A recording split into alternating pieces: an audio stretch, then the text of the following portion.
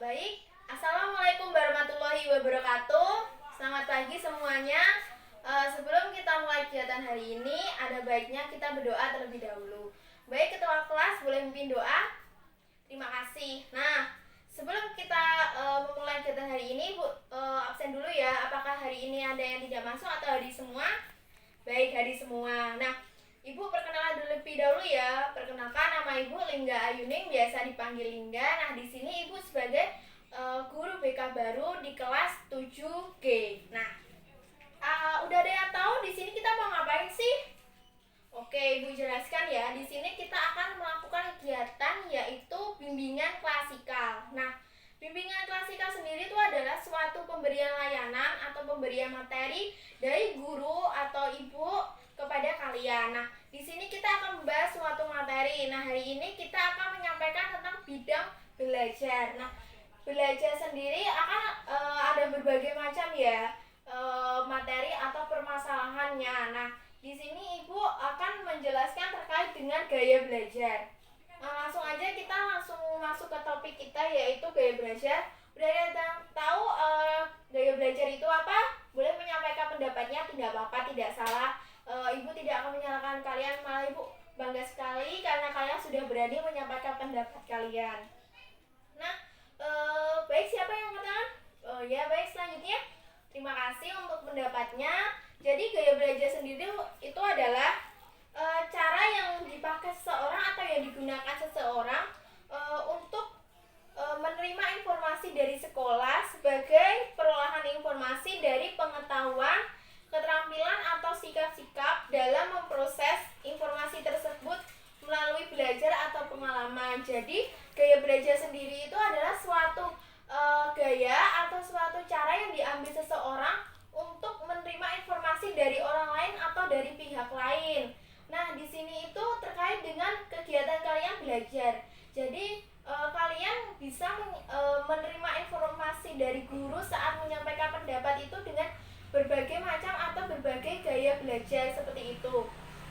Nah, untuk selanjutnya di dalam materi gaya belajar di sini adalah mengapa perlu mengenali gaya belajar Anda sendiri. Ada yang tahu kenapa kita perlu mengenali gaya belajar kita sendiri? Baik, terima kasih untuk pendapatnya. Jadi, kenapa sih kita perlu untuk mengenali gaya belajar kita sendiri? Karena di saat kita menerima informasi dari orang lain, kita pasti menginginkan kita mendapatkan manfaat dari informasi yang diberikan orang lain kepada kita. Jadi, sebisa mungkin informasi itu berguna untuk kita kan. Nah, itu sangat penting sekali. Jadi kalau selama kita tidak mengetahui bagaimana cara kita lebih maksimal untuk menerima informasi dari orang lain, bagaimana kita bisa menyerap informasi atau ilmu dari orang lain, pastinya informasi atau ilmu itu akan terbuang percuma. Karena apa? Karena kita tidak tahu bagaimana cara kita memaksimalkan diri untuk bisa menerima informasi dari orang lain. Jadi itu sangat penting sekali. Jadi jika kita tahu bagaimana cara kita menyampaikan menerima informasi lalu mengetahui gaya belajar kita, jadi kita tuh lebih bisa untuk meningkatkan prestasi kita. Misal di dalam mata pelajaran bahasa Indonesia, matematika dan lain sebagainya, itu kan pasti memiliki kesulitan masing-masing. Nah, di dalam kesulitan itu kita pasti perlu mempermudah diri kita. Nah, cara mempermudah diri kita untuk menerima informasi dari guru kita itu adalah dengan cara kita mengetahui gaya belajar kita. Jadi, semisal kita rendah di dalam matematika, bisa kita siasati atau bisa kita manipulasi atau bisa kita menutupi itu dengan cara bagaimana? Kita harus mengetahui gaya belajar kita itu seperti apa.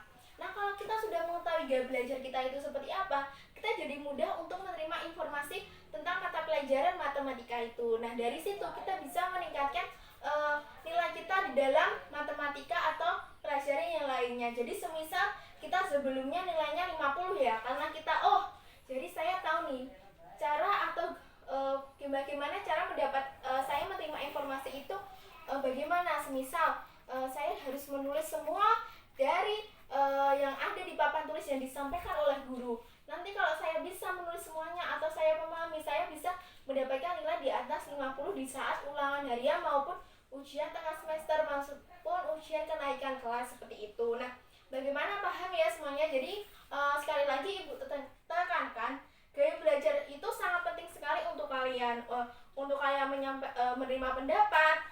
untuk meningkatkan prestasi kalian di dalam di lingkungan sekolah ini, lebih kecil lagi di dalam lingkungan kelas seperti ini ya.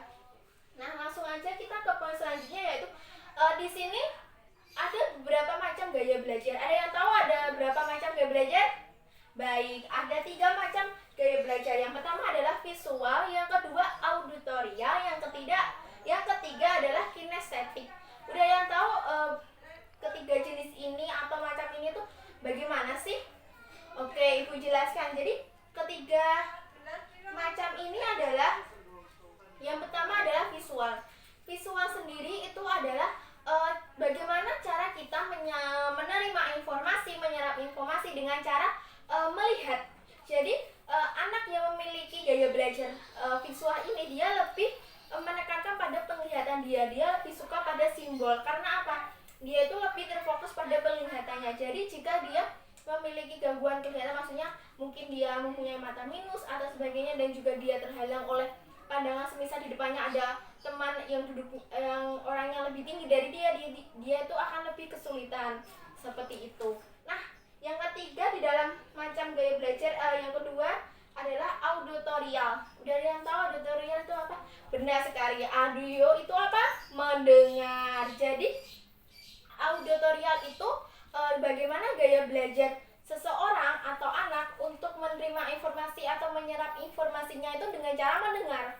Jadi saat guru menyampaikan pendapat, seumpama kayak menjelaskan suatu hal, dia itu lebih terfokuskan pada telinganya atau pendengarannya. Jadi dia itu lebih kesulitan saat mengalami keadaan yang ribet. Jadi saat di dalam kelas itu teman-temannya ribet, ada yang tanya ini apa, terus dia kayak berisik, nah dia itu akan kesulitan. Jadi dia tuh lebih terfokuskan pada auditorial atau pendengarannya. Nah, yang ketiga di dalam macam gaya belajar adalah kinestetik. Dari gaya belajar kinestetik ini adalah cara bagaimana siswa atau orang tersebut untuk menerima informasi atau menyerap informasi itu dengan cara praktek atau meraba. Jadi dia tuh harus lebih terfokuskan lagi sensorik geraknya atau perabanya di dalam. Kita kan masih punya sensorik kulit ya, kulit kita itu kan sensitif banget. Jadi kalau sama dia itu meraba seperti ini atau dia melakukan praktek seperti itu, dia itu kan lebih mudah untuk menerima informasi yang diberikan untuk dia seperti itu. Jadi ini ada ketiga macam gaya belajar. Ada apa aja lagi? Oke, bareng-bareng kita sebutkan ya: visual, auditorial, dan juga kinestetik. Nah, di sini itu sangat penting sekali, harus kalian tahu kalian tuh punya gaya belajar yang mana sih. Nah, kita langsung ke poin selanjutnya, yaitu apa aja sih ciri-ciri di dalam gaya belajar visual, auditory, dan juga kinestetik. Nah, di sini kita kupas satu persatu ya. Yang pertama adalah gaya belajar atau ciri-ciri gaya belajar visual. Nah, ciri-ciri gaya belajar visual itu ada beberapa. Ibu sebutkan contohnya. Yang pertama adalah dia berbicara atau membaca itu dengan cepat. Jadi dia itu lebih saat melakukan tanya jawab atau berbicara storytelling seperti itu, dia tuh lebih mampu karena dia tuh dengan cara melihat dia itu hafal. Jadi dia tuh lebih mudah untuk mengingat itu dengan cara melihat, dan dia lebih cepat dalam membaca dan juga berbicara. Nah, yang selanjutnya adalah mengingat apa yang dilihat. Jadi seperti yang Ibu bilang di awal tadi, visual itu adalah dengan cara apa? Melihat itu dengan apa? Mata. Nah, dia penglihatannya tuh lebih tajam, lebih terfokus seperti itu. Jadi dia itu harus menajamkan penglihatannya. Kenapa? Itu salah satu bentuk dia untuk menyerap informasi dan menjadikan dia untuk bisa meningkatkan prestasi seperti itu. Nah, ciri yang selanjutnya adalah dia itu tidak mudah terganggu dengan keributan. Karena apa? Yang Ibu tadi bilang, dia kan terfokus oleh penglihatan dia. Jadi bukannya pendengaran tidak terfokus ya, pendengaran tentunya akan terfokus, tetapi penglihatannya itu lebih terfokus daripada pendengarannya. Jadi indera penglihatan dia itu lebih terfokus daripada indera pendengaran dia. Jadi dia itu akan tidak mudah terganggu oleh keributan yang ada di sampingnya atau di sekelilingnya seperti itu. Nah, ada yang ditanyakan dari ciri-ciri visual ini, baik, tidak ada ya. Ibu jelaskan lagi. Yang selanjutnya adalah auditorial. Seperti yang tadi kita sampaikan di awal atau kita bahas di awal. Jadi auditorial itu adalah mendengar. Indera pendengaran kita itu lebih ditajamkan atau lebih terfokuskan lagi saat menyampaikan pendapat. Nah, ciri-cirinya tuh ada apa aja sih? Oke, kita langsung jelaskan ya. Yang pertama adalah mudah terganggu oleh keributan. Jadi, dia yang sudah Ibu jelaskan tadi, di saat di sekelilingnya atau di dalam keadaan banyak orang atau riuh seperti itu, dia akan kesulitan untuk menyerap informasi dari orang lain, dari guru, dari teman seperti itu. Kenapa? Dia akan terfokus dari pendengarannya ya. Jadi kalau sama ada guru yang berbicara atau menyampaikan pendapat, dia akan kesulitan terfokus jika ada teman yang berbicara atau sekelilingnya ke lingkungannya itu ramai seperti itu. Nah, ciri selanjutnya adalah dia itu senang membaca dengan keras dan mendengarkan. Nah, kembali lagi di auditorial itu kan pendengaran ya. Jadi dia itu lebih suka saat membaca itu diejanya itu dengan ucapan yang keras. Karena apa? Dengan dia mengucapkan dengan keras, dia akan lebih mampu untuk menyerap informasinya itu lebih maksimal. Jadi kalau sama dia ada seorang guru yang dia metodenya dengan cara ceramah. Nah, dia itu lebih mudah untuk menyerap informasi dan mengingat informasi yang diberikan oleh guru itu. Karena apa? Indera pendengaran dia itu lebih peka atau lebih aktif dari gaya belajar visual, yaitu indera penglihatan seperti itu. Nah, yang selanjutnya adalah membuat banyak simbol. Biasanya adalah merasa kesulitan saat menulis. Jadi itu dia itu pasti mempunyai kesulitan saat menulis. Karena apa? Dia itu akan lebih suka saat mendengar. Nah, selanjutnya adalah kinestetik.